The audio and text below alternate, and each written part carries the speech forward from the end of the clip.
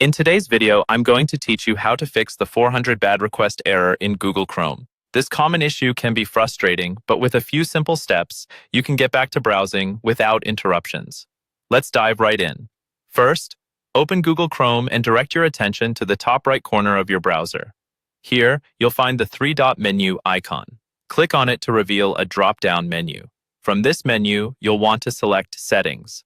This will take you to a new page where we can adjust and manage the settings for your browser. Once you're in the Settings menu, look over to the left side of the screen. You'll see various options listed there. Find and click on Privacy and Security. This section is where we can manage your data and browsing information, which is essential in resolving the 400 bad request error. Now that you're in the Privacy and Security section, look for the option that says Clear Browsing Data and click on it. Doing this will open a new window where you can specify exactly what you'd like to clear. In this new window, you'll notice a drop-down menu labeled Time Range. Click on this drop-down menu and select All Time.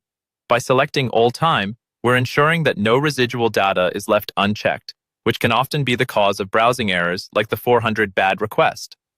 Next, you'll see several boxes that can be checked, but the ones we need to focus on are cookies and other site data and cached images and files. Make sure both these boxes are checked. Clearing cookies and cache can often remove corrupted data that leads to errors. With those boxes checked, go ahead and click on Clear Data. This action will remove all the selected data, possibly correcting the issue causing the error message. It might take a few moments, so be patient while your browser cleans up. Once your data has been cleared, it's best to close Google Chrome completely.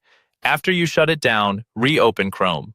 By doing this, you ensure all changes take effect and any lingering issues from before don't pop back up.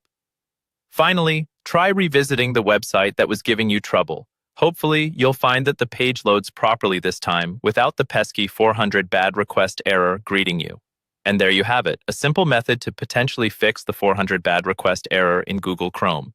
Remember, clearing your cookies and cache on a regular basis can often prevent such errors in the future, keeping your browsing experience smooth and seamless. Thanks for watching, and I hope you found this tutorial helpful.